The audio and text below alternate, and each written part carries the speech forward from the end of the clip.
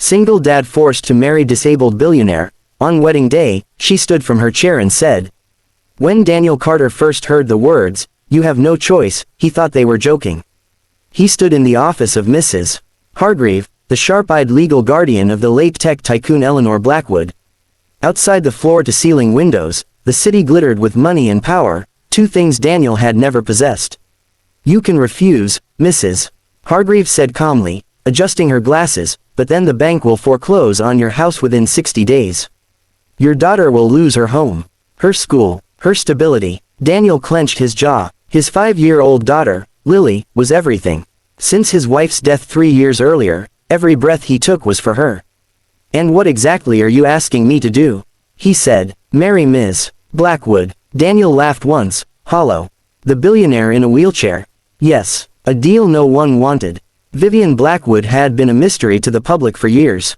Billionaire heiress, reclusive, paralyzed from the waist down after a car accident at 19. Rumored to be cold, calculating, and utterly uninterested in love. The marriage clause was hidden deep inside Eleanor Blackwood's will. Vivienne must marry within 1 year of inheriting the estate, or 70% of her wealth would be donated to foundations she despised. Vivienne had refused every eligible man put before her. Until Daniel. He was chosen not for his looks or charm, but because he had nothing to lose, and a child to protect. "I'm not asking for love," Vivienne told him the first time they met. Her voice was steady, her dark eyes unreadable. "This is a contract. 1 year. After that, we divorce. You walk away financially secure." Daniel looked at her wheelchair, then at her face. "And what do you get?"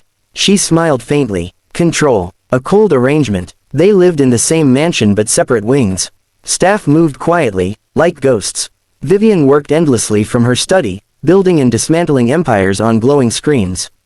Daniel cooked for Lily, helped her with school, and tried not to feel like an intruder. Vivienne barely spoke, except to Lily. That surprised him. Lily adored her instantly. "Miss Vivi," she'd say, climbing onto the rug near Vivienne's chair. "Can I tell you a secret?" Vivienne always listened. One night, Daniel overheard Lily say, "Daddy smiles more when you're around." Silence followed. Then Vivienne replied softly, "So do I." The wedding everyone watched. The wedding was a media spectacle. Cameras, whispers, headlines screaming gold digger single dad marries disabled billionaire. Daniel ignored them all. Vivienne sat at the altar in a custom-designed wheelchair, elegant and regal in ivory silk. Her expression was calm, but her fingers gripped the armrests tightly. As the officiant spoke, Daniel felt something twist in his chest. This wasn't supposed to matter. But it did. "Do you, Vivienne Blackwood, take Daniel Carter?" Before the sentence could finish, Vivienne raised her hand. The room froze. Gasps rippled through the crowd. Daniel turned toward her, heart pounding. "Vivienne." She looked up at him. Then she did the impossible. With effort, visible, painful effort, she placed her hands on the armrests and stood.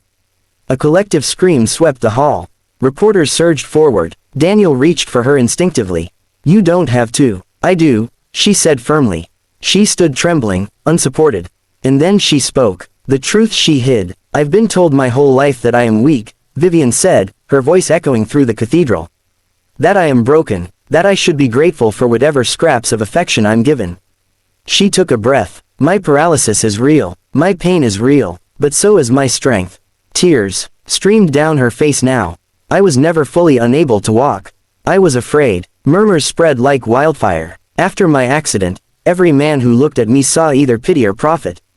So I stayed seated. I stayed guarded. I stayed untouchable." She turned to Daniel. "Then this man walked into my life not wanting me, only trying to protect his child."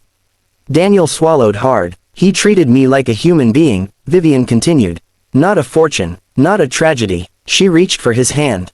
"And for the first time, I wanted to stand on my own, even if I fall." The room was silent. Daniel squeezed her hand. "You won't fall," he said quietly. "Not alone. A different kind of marriage." The kiss that followed wasn't for the cameras.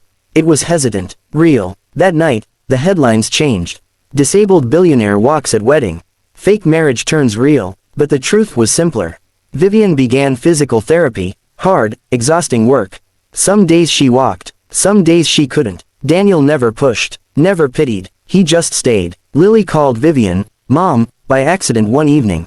No one corrected her. 1 year later, The contract expired quietly. Daniel expected lawyers. Instead, Vivienne wheeled into the kitchen, nervous.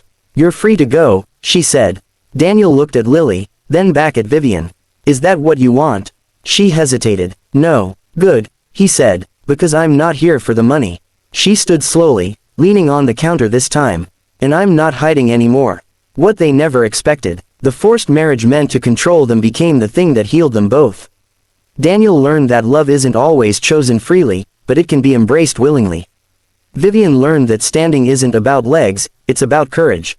And Lily learned that families aren't built by contracts. They're built by staying together.